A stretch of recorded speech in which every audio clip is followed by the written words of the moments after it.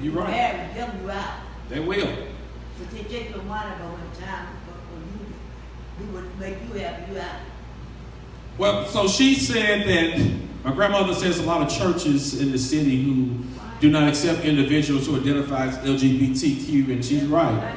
And that's why it's so important for individuals to learn to seek God for yourself. Because I don't know any man who's seen God before. I don't know any man who went to heaven and came back to give us a report. I don't know any man who went to hell who was homosexual, or a lesbian who went to hell for being homosexual. I don't know. I hadn't seen one. And so that's why it's important for you to get your own knowledge, for you to get your own personal relationship, for you to seek your own understanding on all levels. Mm-hmm. Why is it that these preachers, everybody is allowed to pass if you're not reading for themselves, why is the preacher telling me if you are gay or homosexual or whatever, you are going to hell? Genetic set point. People are easily influenced by the tradition, embedded theology. This stuff is having a hold on us. Especially, I can't speak for white people. I speak for black people. It has a hold on black people. Religion is a strong tool. It's a strong mechanism that's in place. So why in the church, why do people read the King James Bible if they eat their female lovers? Some churches read it. Some churches do not read it. Tradition. Tradition.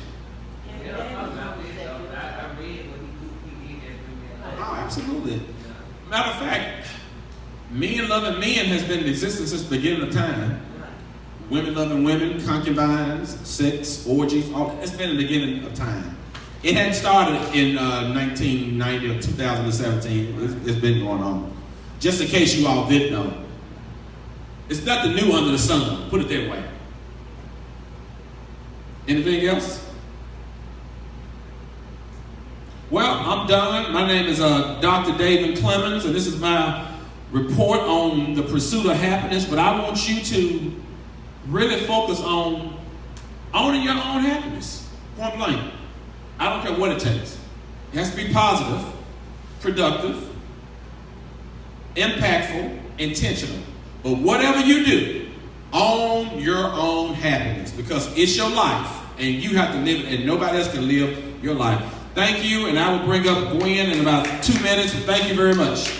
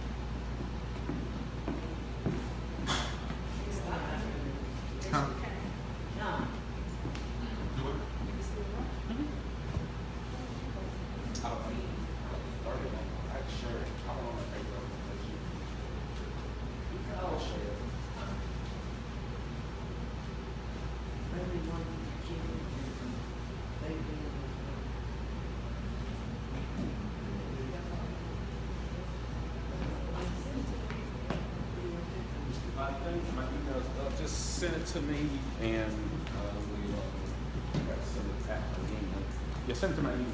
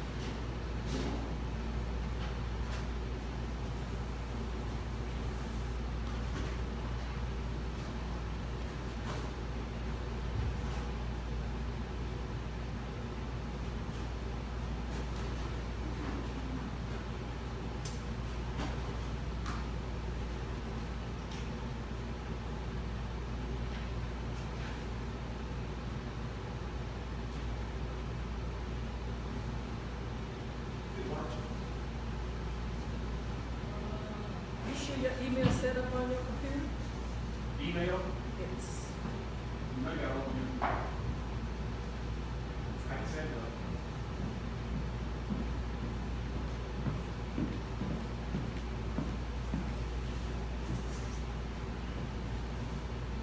How did you send it? It's on my phone.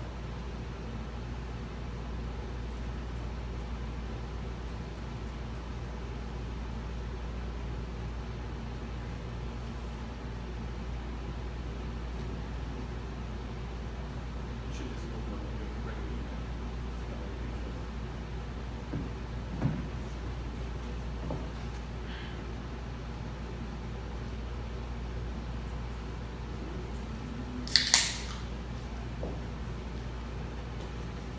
It's time to check your stuff. That never happened before.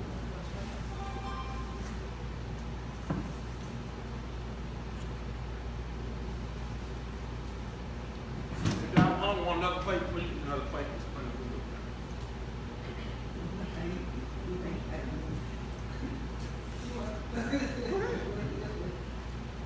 Okay, then. So let's see. Just take you all around.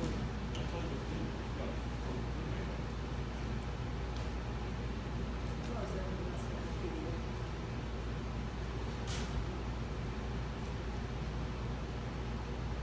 Since you're already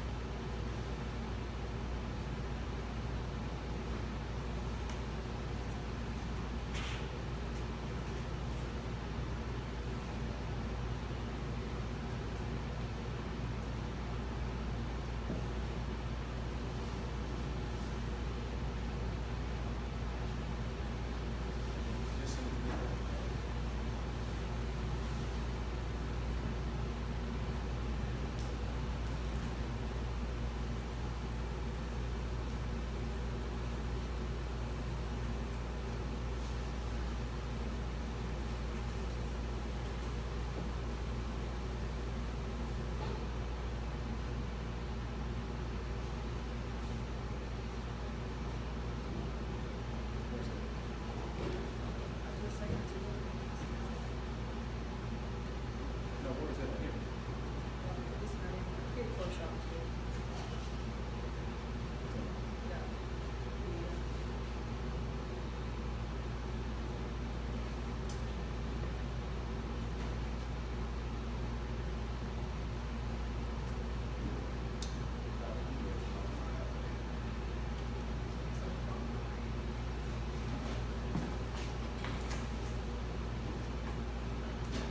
Get ready to send y'all my PowerPoint. I promise you we're not this unorganized. This technical glitch. Very, very long.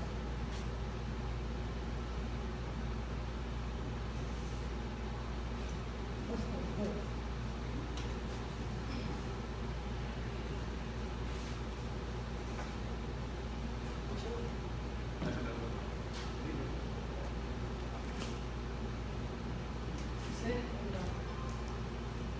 Let me know when y'all get that PowerPoint.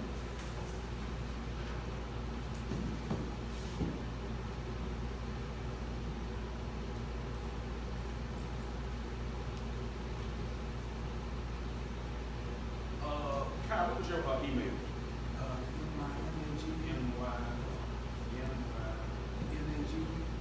Make sure y'all get plenty of, I got it. plenty of food. What's your email, Marcus? Names be Mark, you say y'all that wrong. M-A-G-S-B-Y.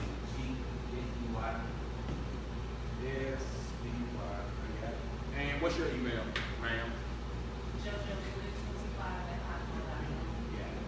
I think I got everybody.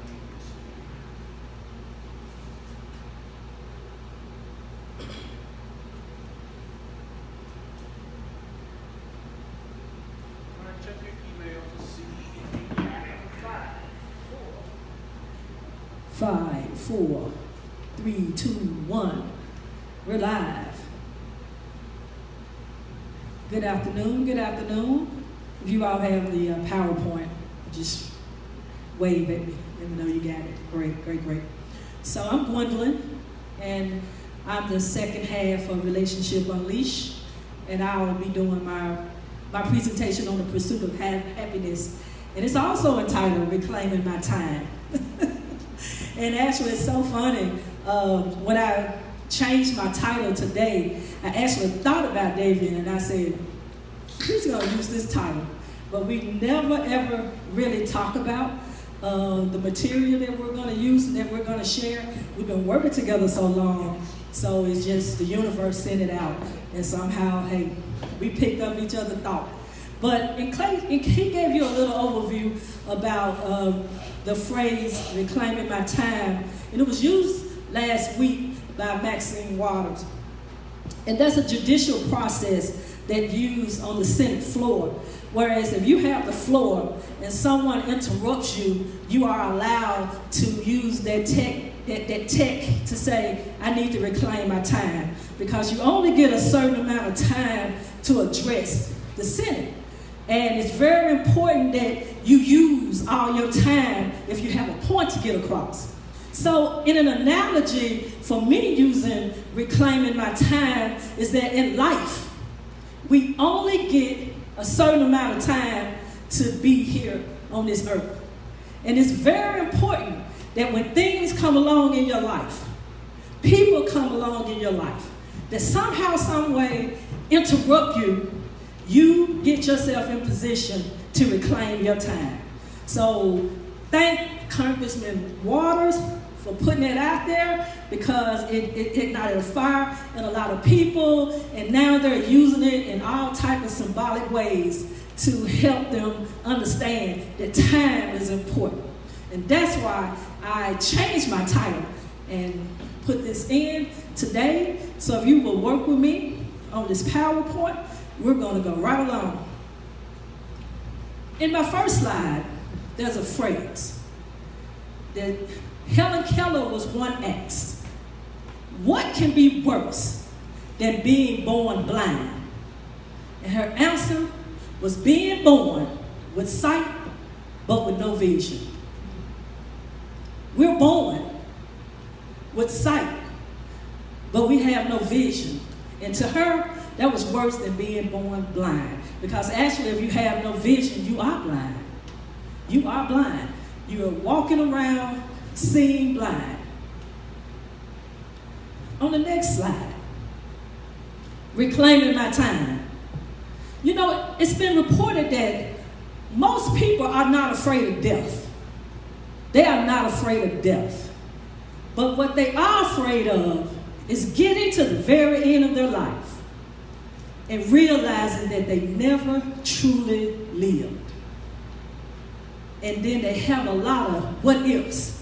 I should have, and I could have. And that's a very profound position to be in when you feel like you didn't do enough. Reclaiming my time. On the next slide. It's been said that most people die at the age of 25, but they're not buried until they're 75. And we try to figure out what's going on that as young as 25 years of age, people are dead. They're the living dead. They're walking around in life, fumbling through life without any purpose, without any focus, without any vision. They've already given up by the age of 25, and they're dead, emotionally bankrupt. They're walking around trying to figure out things, and by the time they reach the age of 75, they're in that what if stage, shoulda, coulda, woulda stage. So you gotta imagine that 50-year gap between 25 and 75, it has to be a whole lot of blindness going on. No vision, none.